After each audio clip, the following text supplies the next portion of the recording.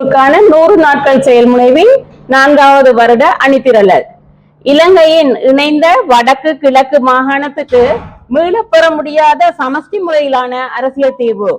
வடக்கு கிழக்கு தமிழ் மக்கள் தமக்கான அரசியல் தீர்வாக சமஷ்டி கோரிக்கையை முன்மொழிந்து இவ்வருடத்துடன் 75 வருடங்கள் ஆகின்றன.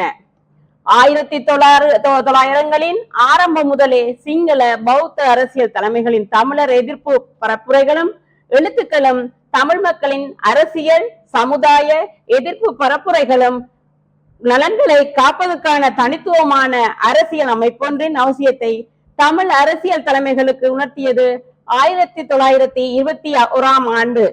வடக்கு கிழக்கு தமிழ் மக்களின் அரசியல் நலன்களை முன்னெடுப்பதற்காக சேர் பொன் அருணாச்சலம் தலைமையில் தமிழர் மகாஜன சபா உருவாக்கப்பட்டது.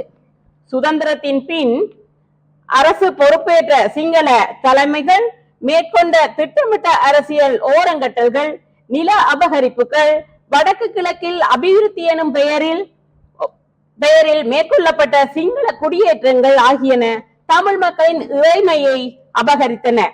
இந்த இறைமை மீறலை நிறுத்துவதற்காக அன்றைய தமிழர் தலைமைகள் சமஷ்டி கொள்கையை 1951ஆம் ஆண்டு முன்வைத்தனர். ஒரு மக்கள் சமூகம் தமது வாழ்விட பிரதேசத்தில் தமக்கான அரசியல் வாழ்வை தாமே தீர்மானித்து தம்மை தாமே நிர்வகித்து கௌரவமாகவும் உரிமைகளுடனும் வாழ்வதே இறைமையாகும். ஒற்றையாட்சி முறையில் இறைமை பகிர்ந்து கொள்ளப்படுவதில்லை. அதிகாரம் மத்திய அரசிடம் இருக்கும்.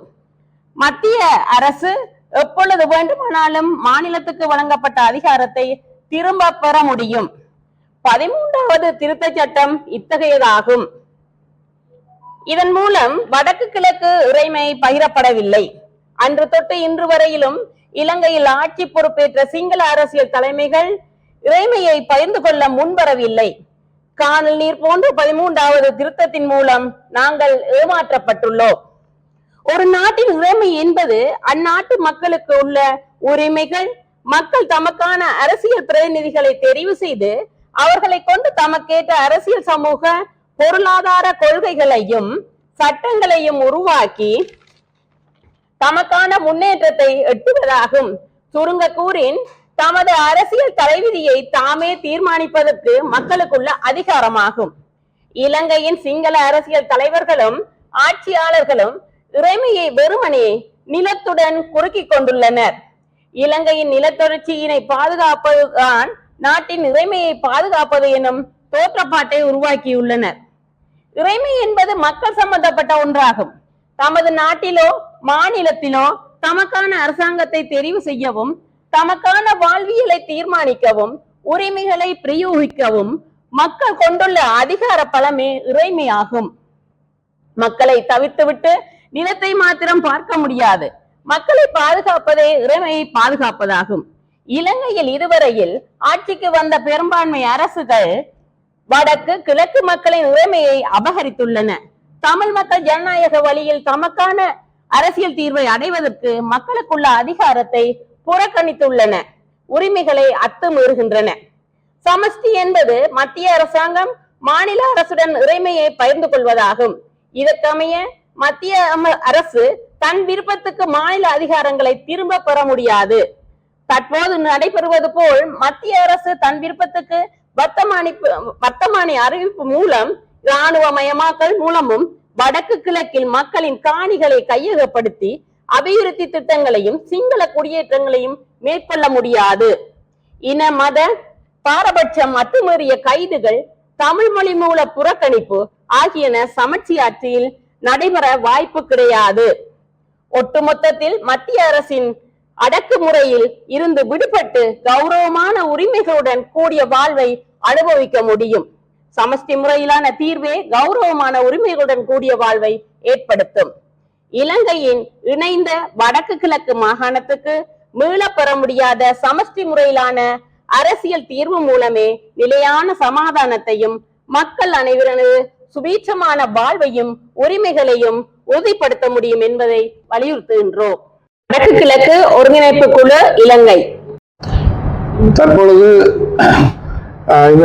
நடைபெற்று முடிந்த இந்த கருத்தரங்கு உண்மையிலே வடகிழக்கு ஒருங்கிணைப்பு குழுவினால் நடத்தப்படுகின்ற சமஷ்டி மீளப்பெற முடியாத சமஷ்டி தீர்வு தொடர்பான இந்த ஒருங்கிணைப்பு குழு உண்மையிலேயே ஒரு பிரயோசனமாக இருந்து அதே நேரத்தில் மக்களாகிய நாங்கள் இது தொடர்பான சில கருத்துக்களை முன்வைக்கலாம் நினைக்கின்றோம். உண்மையிலே வடகிழக்கில் இந்த 25 வருடங்களுக்கு மேலாக சமஷ்டி தீர்வை மக்கள் சார்பாக நாங்கள் இதை தொடர்ந்து வலியுறுத்தி வருகின்றோம். உண்மையிலே இந்த பிரச்சனை என்னவென்றால் வடகிழக்கிலே எமது காணிகள் அபகரிப்பு செய்யப்பட்டு மற்றும் பல்வேறு வகையான நில ஆக்கிரமிப்புகள் நடைபெற்றும் அதாவது பல்வேறு வகையான புறக்கணிப்பில் நடைபெற்று வருவதை கண்கூடாக பார்த்து வருகின்றோம். எனவே இது தொடர்பான உரிமை சார்ந்த விடயங்களை மத்தியில் ஒரு உரிமைகளும் மாநிலத்தில் ஒரு உரிமையுமாக பிரிக்கப்படாத நிலையிலே தொடர்ச்சியாக இருக்கின்ற காரணத்தினால் இந்த உரிமைகள் பிரிக்கப்பட்டு சரியான முறையிலே மக்களுக்கு பயனளிக்கப்பட்டு அதன் மூலமாக மீளப்புற முடியாத ஒரு சுயநிர்ணயம் என்ற அடிப்படையிலே இந்த மக்கள் இந்த கோரிக்கையை முன்வைத்து வருகின்றார்கள்.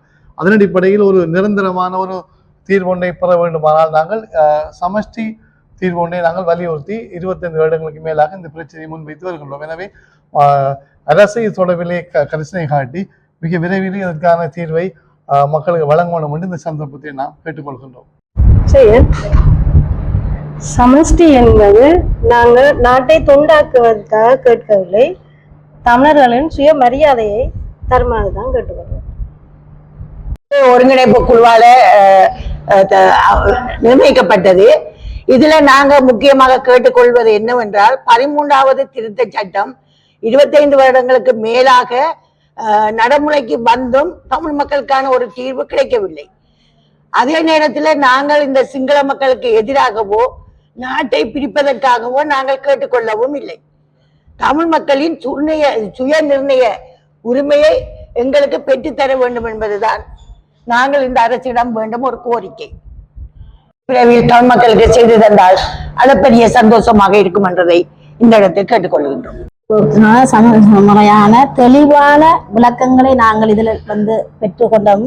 இந்த தெளிவை நாங்கள் வெளியில கொண்டு போகணும். எப்படின்னு சொன்னா இதுதான் எங்களோட வழிமுறைகள். இதை பற்றி நாங்கள் வெளி காட்டினாதான் நாங்கள் ஒரு சமூக நிலைமைக்கு நாங்கள் உள்வாங்கப்படுவோம். வெளியில் உள்ள அனைத்து மக்களுக்கும் இதை தெளிவுபடுத்திக் கொள்ள வேண்டும். நாங்கள் இன்று இந்த காலையில் இந்த கருத்தரங்கை கேட்டு பட்சத்தில் எங்களுக்கு மேலதிக செய்திகளுக்காக எமது யூடியூப் தளத்தை சப்ஸ்கிரைப் செய்யுங்கள்.